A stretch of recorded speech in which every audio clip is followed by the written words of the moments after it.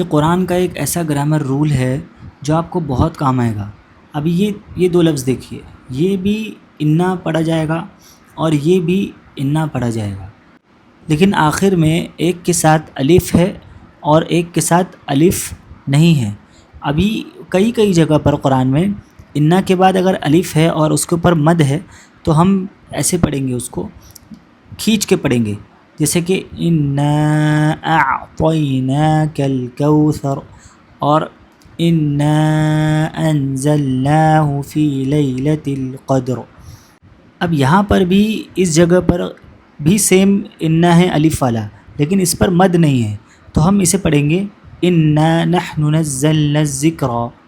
مطلب ہم اسے کھینچ کے نہیں پڑھیں گے۔ اب آتے ہیں اس والے انا پر۔ اب اس والے انا پر نہ الف ہے اور نہ مد ہے، تو ہم اسے کھینچ کر نہیں پڑھیں گے، جیسے کہ ان ربی قریب مجیب، اور پھر دوسری آیت میں ان الانسان لفی خسر، پھر ان اللہ علیم حکیم، اور ان اللہ وملائکتہ یصلون علی النبی۔ تو یہاں پر جو انا ہے وہ وداؤٹ الف لکھا جاتا ہے، لیکن ہم اسے کھینچ کر نہیں پڑھیں گے۔ اب یہاں پر اس کے معنی جو ہے، دونوں کے معنی سیم ہے، لیکن جو الف والا انا ہے جس میں الف لگا ہوتا ہے لاسٹ میں، اسے ہم اس کا معنی تھوڑا سی چینج ہو جائے گا، جیسے کہ اس والے انا کا مطلب ہوتا ہے بے شک، صرف بے شک۔ اب یہاں پر اگر ایسا والا انا لکھا ہوا ہے، الف والا لکھا ہوا ہے، تو اس کا جو ہے مطلب میں ایک چیز ایڈ ہو جائے گی، جس میں ہم کہتے ہیں بے شک ہم نے، جیسے کہ مثال کے طور پر یہاں دیکھیے انا اعطینا،